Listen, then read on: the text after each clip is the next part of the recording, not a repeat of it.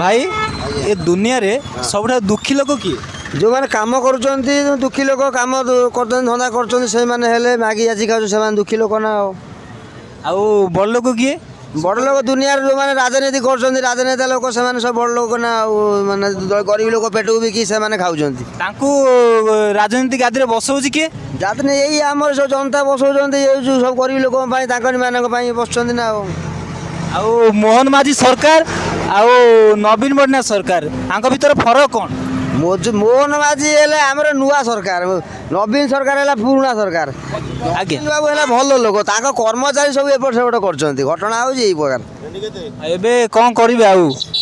ଏବେ ଆମେ କ'ଣ କରିବୁ? ଆମେ ଯେଉଁ ପରିସ୍ଥିତିରେ ଅଛୁ, ଖଟି ଖାଉଛୁ, କାଟି ପିଞ୍ଚୁ, ସେଇ ପ୍ରକାର ରହିଛୁ। ଆଉ ଆମେ କହିବୁ କାହାକୁ? ମୋହନ ମାଝୀ କିଛି ବୁଝୁଛନ୍ତି ନା? କିଛି ବୁଝିନାହାନ୍ତି ଏପର୍ଯ୍ୟନ୍ତ, କିଛି ନାହିଁ। ଖାଲି ଦେବେ ଦେବେ ବହି କହିକି ଭଣ୍ଡେଇକି ଆମ୍ବ ଦେଖେଇକି ଆମ୍ବଟା ଦେଇ ଚାଲିଛନ୍ତି।